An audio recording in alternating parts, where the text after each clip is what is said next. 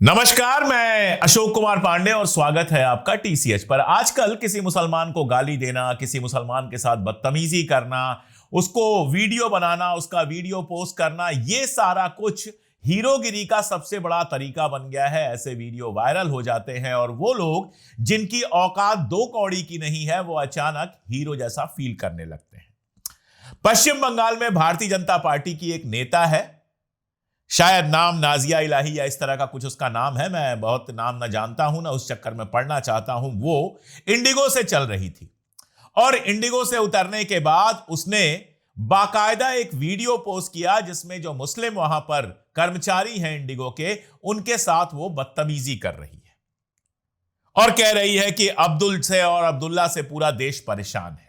तो यही खड़ा रहेगा अभी अब्दुल्ला खान। पूरा देश परेशान हो गया है तुम अब्दुल और अब्दुल्ला से। इंडिगो में कोई और जातिकरण नहीं मिलता है एम्प्लॉय के लिए। इंडिगो की फ्लाइट्स लगातार कैंसिल होती रही, हजारों लोग फंसे रहे, कितने लोगों की इंटरनेशनल फ्लाइट्स छूट गई, कितने लोग कार्यक्रमों में नहीं पहुंच गए, क्या क्या नहीं परेशानियां हुई, कितने लोग अपने ही प्रोग्राम्स में नहीं पहुंच पाए, क्या क्या परेशानियां नहीं हुई। लेकिन इस औरत को एक बार भी तब इंडिगो से कोई शिकायत नहीं हुई।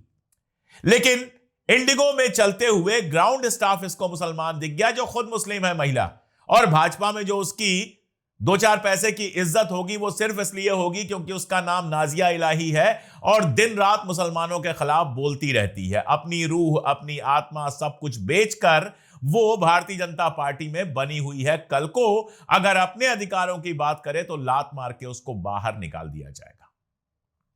वहां अपना धंधा चलाने के लिए पश्चिम बंगाल के अंदर शायद जिसको विधानसभा का टिकट वगैरह चाहिए होगा, ग्राउंड स्टाफ को जो इस ठंड में सारा कुछ मैनेज करता है, उसको गालियां दे रही है, उसके साथ ये बदतमीजी कर रही है और उसका वीडियो बनाकर ट्विटर पर डाल रही है। आप जरा खुद सोचिए, कुणाल कामरा ने अर्नब गोस्वामी से 4 सवाल पूछ लिए थे चलती फ्लाइट में, तो कुणाल कामरा को 6 महीने के लिए इंडिगो ने तुरंत बैन कर दिया था, तुरंत बैन कर दिया था। अब क्या इंडिगो की हिम्मत होगी कि भारतीय जनता पार्टी से जुड़ी हुई इस औरत को बैन करे? हम सब ने यह सवाल पूछा है, अभिसार ने सवाल पूछा है, मैंने पूछा है, कई लोगों ने यह सवाल पूछा है, कांग्रेस के जो इमरान प्रताप गढ़ी हैं उन्होंने यह सवाल पूछा है, लेकिन इंडिगो का अभी तक कोई जवाब नहीं आया है। क्या इस बदतमीजी के लिए, इस सांप्रदायिक आचरण के लिए इस महिला को इंडिगो से बैन नहीं करना चाहिए 6 महीने, साल भर के लिए? असल में तो यह धार्मिक नफरत का मामला है और संविधान के हिसाब से इसके खिलाफ केस चलना चाहिए, इसको जेल में भेजा जाना चाहिए। लेकिन चूंकि भारतीय जनता पार्टी की नेता है, इसलिए इसके खिलाफ कुछ नहीं होगा।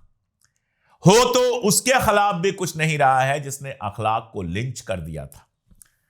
अखलाक की लिंचिंग हुई थी, कुछ लोग गिरफ्तार हुए थे, फिर उनकी जमानत हुई थी और अब सरकार उनको छुड़ाने पर लगी हुई है।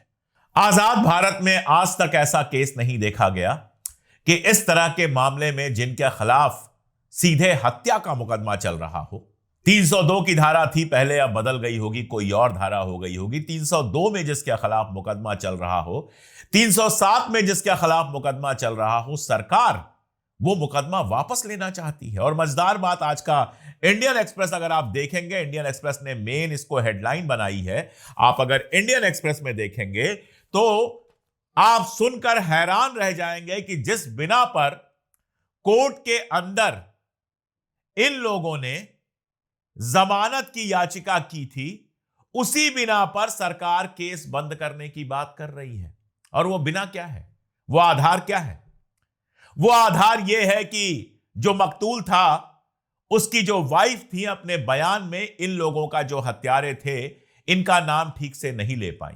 एक घरेलू महिला सबको नहीं जानती है, अपने अगल बगल सबका नाम बहुत अच्छे से नहीं जानती है, वो नाम नहीं ले पाई। चलिए, इसके आधार पर जमानत मिल गई, लेकिन अब सरकार इसी आधार पर वापस लेना चाहती है, जबकि इन जमानत याचिकाओं का स्टेट ने, सरकार ने विरोध किया था, जबरदस्त विरोध किया था। लेकिन हालत यह है कि सरकार बनाम कातिल जो थे उनसे केस चल रहा है और सरकार कह रही है कि नहीं साहब, इन कातिलों के ऊपर केस नहीं चलना चाहिए, मुकदमा वापस ले लेना चाहिए। तो जब सरकार हत्यारों को बचा रही है, जब सरकार लिंच करने वालों को बचा रही है, तो फिर नाजिया इलाही जैसे लोगों का दिमाग क्यों ना खराब हो। बांग्लादेश में एक हिंदू को लिंच कर दिया गया। मैंने उस पर खुल के वीडियो बनाया, अपनी बात कही और कहा कि एक अल्पसंख्यक को, एक हिंदू को बांग्लादेश में जलाकर मारा जाना, पीट पीट कर मारा जाना इंसानियत के खिलाफ है। और बांग्लादेश की इस बात के लिए मैं मजम्मत करता हूं। बांग्लादेश की हुकूमत यह सब नहीं रोक पा रही है, इसके लिए मैं बांग्लादेश की मजम्मत करता हूं। लेकिन हमारे देश के अंदर एक हुकूमत अगर लिंचिंग के अपराधियों को बचाने के लिए कोर्ट में उनके खिलाफ चल रहा मुकदमा ही वापस ले लेगी, तो फिर हमारे जैसे लोग किस मुंह से बांग्लादेश में हिंदुओं की बात करेंगे। अगर आपके देश में मुसलमानों को लिंच करने वालों को, मारने पीटने वालों को माला पहनाई जाएगी, उनके खिलाफ मुकदमा वापस लिया जाएगा, तो फिर किस मुंह से बांग्लादेश में या किसी और मुल्क में जब किसी हिंदू के साथ यह सब कुछ होगा तो हम कोई जवाब दे पाएंगे। एक सरकार, एक पूरी की पूरी सरकार लिंच करने वाले लोगों को बचाने में लगी है। यह हमारे देश में हो रहा है। जिस जमानत याचिका का सरकार ने ही विरोध किया था, जिस आधार को सरकार ने ही गलत साबित करने की कोशिश की थी, आज उसी आधार को लेकर, जो कातिलों का आधार था, जिससे कातिल अपने आप को बचाना चाहते थे, उसका सहारा लेकर सरकार कातिलों को बचाना चाहती है। आप मुझे यह बताइए, जब सरकार हत्यारों को बचाने लगेगी तो फिर देश के अंदर हत्यारों का उत्साह बढ़ेगा कि नहीं। जब भारतीय जनता पार्टी के लोग गुजरात में हत्या और बलात्कार के आरोपियों के रिहा होने पर, रिहा नहीं जमानत पर रिहा होने पर लड्डू खिलाएंगे, मिठाइयां बांटेंगे और माला पहनाएंगे, तो आप बताइए इस तरह के लोगों का हौसला बढ़ेगा कि नहीं बढ़ेगा। और उसके बाद किस मुंह से बांग्लादेश से कोई जवाब मांगा जाएगा। नफरत को फैलाने के लिए ये सारी हरकतें लगातार चलती रहें, इनके लिए कितनी पुरजोर कोशिशें हो रही हैं, ये देखा गया पिछले दिनों दिल्ली में प्रगति मैदान, जिसको अब भारत मंडपम कहा जा रहा है, वहां हुए एक प्रोग्राम में, जिस प्रोग्राम को कराने वाली थी सनातन संस्था, जिसके ऊपर बाकायदा कलबुर्गी की हत्या का आरोप है और भी हत्याओं का आरोप है। और सबसे ज्यादा इसमें दुखद यह है कि यह जो कार्यक्रम हुआ था इस महीने की शुरुआत में, उसका जो केंद्रीय संस्कृति मंत्रालय है और दिल्ली का पर्यटन मंत्रालय है, उसने समर्थन किया था। वो इन कार्यक्रमों में सहयोगी के रूप में था। इसमें केंद्रीय मंत्री गजेंद्र सिंह शेखावत थे, श्रीपाद नाइक थे, संजय सेठ थे, दिल्ली के पर्यटन मंत्री कपिल मिश्रा थे, वही कपिल मिश्रा जिन्होंने जहां दंगा दिल्ली में हुआ था वहां थोड़ी देर पहले भड़काऊ भाषण दिए थे। ये सारे लोग उसमें थे। इसका नाम रखा गया था सनातन राष्ट्र शंखनाद महोत्सव और इसमें इन लोगों ने भाषण दिया। इस कार्यक्रम में जो मांग रखी गई थी उसमें मुसलमानों का बड़े पैमाने पर धर्मांतरण से लेकर भारत के 25% मुसलमानों को देश से बाहर निकाल देने और सरकार के संविधान में बदलाव करके इसे हिंदू राष्ट्र बनाने की बात शामिल थी। बंगाल का चुनाव आया है, हिंदू राष्ट्र एक बार फिर याद आने लगा है। भागवत बंगाल में जाके हिंदू राष्ट्र की बात कर रहे थे और यहां सरकार के लोग जिस आयोजन में शामिल थे वहां पर हिंदू राष्ट्र की बात ही नहीं की जा रही थी। देश के जो मुसलमान हैं उनके 25% मुसलमानों को 14 करोड़ का 25% यानी 3.5 करोड़ के आसपास मुसलमानों को देश से बाहर निकालने की मांग की जा रही थी। जनसंख्या पर बहस चली और उसमें बोलने वाला था सुरेश चौहान के, सुदर्शन टीवी का मालिक, जिसके चैनल का एक ही काम है दिन रात नफरत फैलाना। वो कहता है जनसंख्या के कारण भारत एक इस्लामी देश बन जाएगा। जनसंख्या के सरकारी आंकड़ों पर कितनी बार हमने बात की है और हमने पाया है कि यह सब बिल्कुल झूठ है। लेकिन आंकड़े सरकारी हो या ना हो, आंकड़ों से इनको कोई मतलब नहीं होता है। ये दिल्ली में एक ऐसे प्रोग्राम में जहां केंद्रीय और दिल्ली राज्य के मंत्री हिस्सा ले रहे हैं, इस तरह की बातें करते हैं, सीधे सीधे हेट स्पीच देते हैं और कहते हैं 25% मुसलमान घुसपैठिए हैं और उनको बाहर निकालने की बात करते हैं। और सरकार खामोश है, पुलिस खामोश है, कहीं कोई आवाज नहीं है। और जब इस तरह की बातें दिल्ली में बैठकर होंगी तो फिर आप खुद सोचिए कि हत्यारों को, कातिलों को, लिंचर्स को बढ़ावा मिलेगा या नहीं मिलेगा। गौरी लंकेश और एमएस कलबुर्गी की हत्या के लिए जिस सनातन संस्था की जांच सीबीआई कर रही है, जिस सनातन संस्था पर जांच चल रही है, जिस पर सीधे सीधे हत्या का आरोप है, उन हत्यारों के कार्यक्रम में शामिल होकर केंद्रीय मंत्री और बाकी लोग अगर भाषण देते हैं दिल्ली के अंदर, तो क्यों ना माना जाए कि सरकार से समर्थन है इस तरह के लोगों का। और सरकार जब इस तरह के लोगों का समर्थन करेगी तो देश के अंदर बंटवारा क्यों नहीं बढ़ेगा। और जब देश के अंदर बंटवारा बढ़ेगा, देश के अंदर ईसाइयों के खिलाफ, कल बंगाल से एक वीडियो वायरल हो रहा था, क्रिसमस आने वाला है, 2 दिन बाद क्रिसमस है और क्रिसमस के खिलाफ नौटंकी शुरू हो गई है कि क्रिसमस पर बधाई मत दो, ये मत करो, वो मत करो। जब यह सब होगा तो दुनिया भर में आपकी इमेज क्या बनेगी। एक चैनल पर एक बहस आप लोगों ने देखी, वो बहस जहां हो रही थी आईआईसी में, वहीं मेरी किताब का विमोचन था शाम को, और सुबह उस बहस के लिए मुझे भी आमंत्रित किया गया था कि मैं भी दर्शकों में बैठूं और कोई सवाल पूछूं। वो बहस थी कि भगवान है कि नहीं, गॉड है कि नहीं। एक तरफ एक मुफ्ती साहब बैठे हुए थे, दूसरी तरफ जावेद साहब बैठे हुए थे और बहस चल रही थी। मेरे ख्याल से, मेरे मानने में, इस तरह की बहस ही बेमानी है। इस तरह की बहस का कोई मतलब नहीं है। जब देश के अंदर ऐसे हालात हैं तो ऐसी बहस कराने का कोई मतलब नहीं है। जिसको मजहब को मानना हो माने, जिसको नहीं मानना हो ना माने।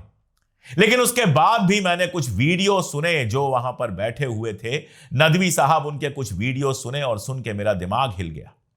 मुझे लगा कि इस तरफ बाबा और उस तरफ इनके जैसे लोग जिस तरह की कट्टरता देश में फैलाने में लगे हुए हैं, उसका नतीजा यही होगा कि देश के अंदर जाने कितने अंदरूनी बंटवारे होंगे। किसी को लगता है कि बस जो कुछ है वो हिंदू धर्म में है, उसके बाहर जो है सब बेकार है। और किसी को लगता है कि जो कुछ है वो सब इस्लाम में है, इस्लाम के बाहर जो है बेकार है। दोनों औरतों के हक व हुकूक के खिलाफ है।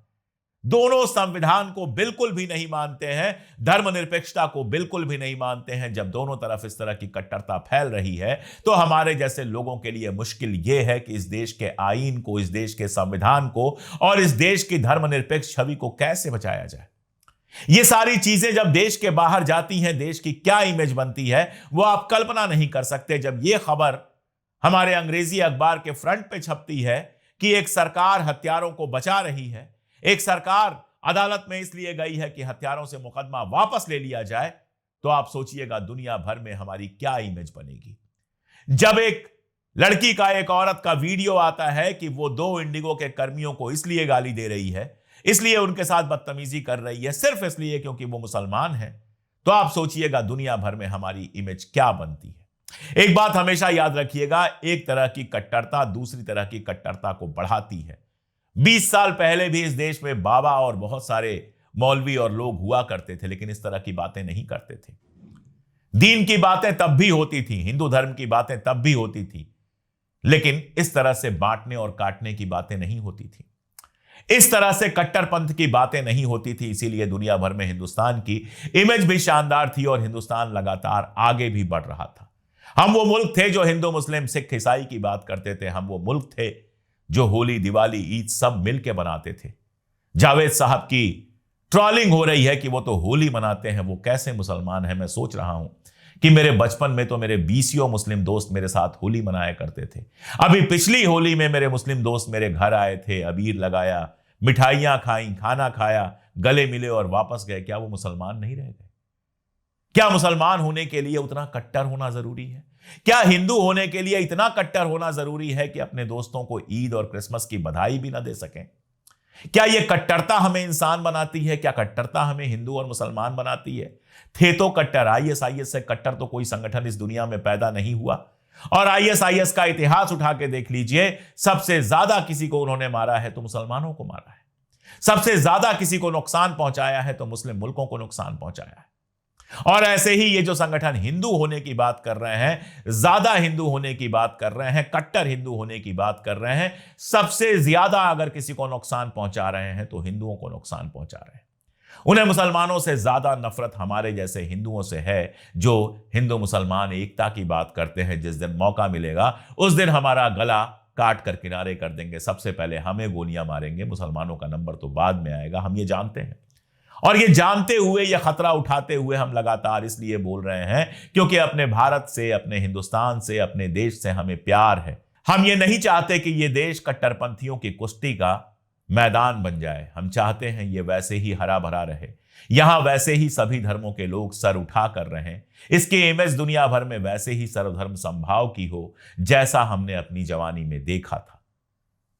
ये जो पागलपन है और सरकारें जो ये हरकतें कर रही हैं, आप में से कुछ लोगों को लग रहा होगा वाह, कोई इधर ताली बजा रहा है, कोई उधर ताली बजा रहा है, लेकिन यकीन जानिए ये सब मिलकर हिंदुस्तान की हत्या कर रहे हैं, भारत की हत्या कर रहे हैं, उस देश और उस विचार की हत्या कर रहे हैं जो सबको साथ लेकर चलने के लिए बना था। मैं तो बोल ही सकता हूं, अपील ही कर सकता हूं, इस तरह की कट्टरताओं से बाहर निकलिए, साथ चलना सीखिए, साथ रहना सीखिए। साथ रहेंगे तो हिंदुस्तान एक रहेगा, और नहीं रहेंगे तो क्या होगा वो 1947 में हम देख ही चुके हैं। आज के लिए इतना ही, बहुत शुक्रिया।